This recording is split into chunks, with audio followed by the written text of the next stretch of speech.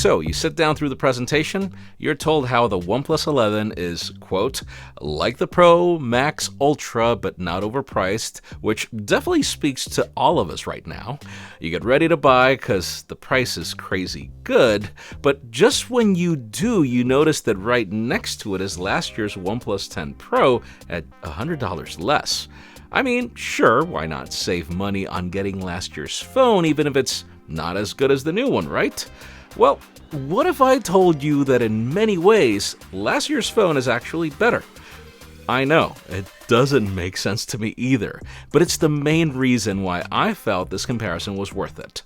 I'm Jaime Rivera with Pocketnow, and this is OnePlus 11 versus OnePlus 10 Pro.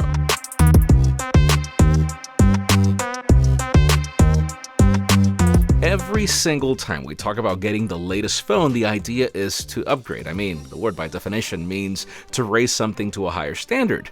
Companies even use numbers to separate the old from the new. But this OnePlus 11 launch is kind of an irony. In our briefing, the company told us it was doing away with the Pro moniker because it felt there was no need for it, pretty much signaling a full return to its roots. The problem is once you decide to compare it to the 10 Pro, which I considered last year as the company's best phone ever. Don't even get me started about the 10T. 10 Pro is where it was. Visually, both devices look identical almost, but there are actually subtle differences to tell them apart. The OnePlus 11 is a hair taller, wider, and heavier, with the 10 Pro being slightly thicker, though the numbers are pretty marginal. They both share the same exact Gorilla Glass Victus at the front, Gorilla Glass 5 on the back, all wrapped on an aluminum frame, so no improvements there. Also, pick your color wisely on the 11 because only the 10 Pro is frosted on all variants. The newer model is glossy on this green edition, which actually feels great in the hand, but which is a mirror to film. Sorry about those reflections. Also, feel free to celebrate that the three-way mute slider is here on both devices. Once you dig into specifications, though, things get even more interesting. I mean, sure, the 11 has the latest Snapdragon 8 Gen 2, but then both start at the same RAM, and if you go for the base storage, they both have UFS 3.1. You actually only get the faster UFS 4 if you get more storage on the 11. They both share pretty much the same 5G capabilities and Wi-Fi, though Bluetooth is newer on the 11, and then also the newer model sports IP64 rating, which on the 10 Pro depended on you getting the T-Mobile variant, so that's also welcomed, even if we all knew that there was protection on the 10 Pro regardless. The batteries are then the same size, but then only the 10 Pro supports wireless charging. I know, weird. Also, even if both charge just as fast through the wire, only the 10 Pro includes a C-to-C charger in the box, as the 11 made the odd move to include an old C-to-A cable, even if, guys, I'll celebrate any power brick in the box at this point, and especially if it's faster than everything else in the market. Now, once you switch into the displays, the 11 does have an edge over the 10 Pro. It sports the latest LTPO3 AMOLED versus version 2, though once you dig into their capabilities, I will be shocked if you find a difference. They both provide gorgeous colors, HDR10 Plus certification, 1300 nits of peak brightness, and 120 Hz refresh rate. Same screen sizes, resolutions, always on displays. Fold 4 might look similar, but it's not. And yeah, great results from these speakers. It was a great tablet and finally support. Overall, notice the trend. The OnePlus 11 is newer and has some slight improvements, but it's not like if the 10 Pro is a slouch in any way. Once you switch the narrative to software, that premise only repeats itself further. Both devices are running the same Oxygen OS 13 on top of Android 13, which, regardless of what you personally think, is something that I personally love. We've got that OnePlus flexibility of you being able to choose so many customizations in this phone, and then better taste in certain widgets, larger folders, and the option for the shelf, which you can easily disable like I do, because yeah, the point here is that this phone is the way you like it, as opposed to how other OEMs limit the options you can choose from. And also, kudos to OnePlus for allowing you to unlock this phone only when your face is detected, and at the same time for fixing the spacing in the widgets, which was a problem before.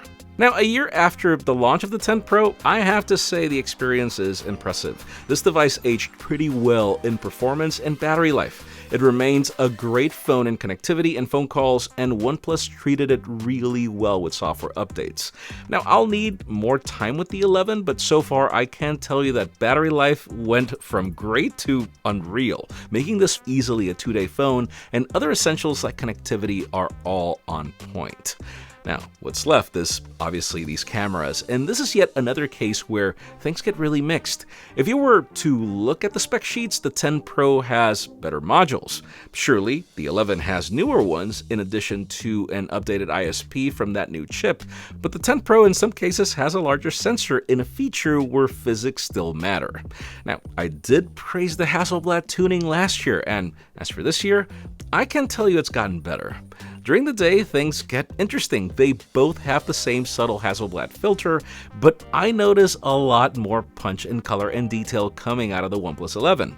Doesn't matter if you go ultra-wide, primary, or telephoto, I like what I see more from the new phone, even if the 10 Pro punches to 3.3x instead of 2x optically when zooming.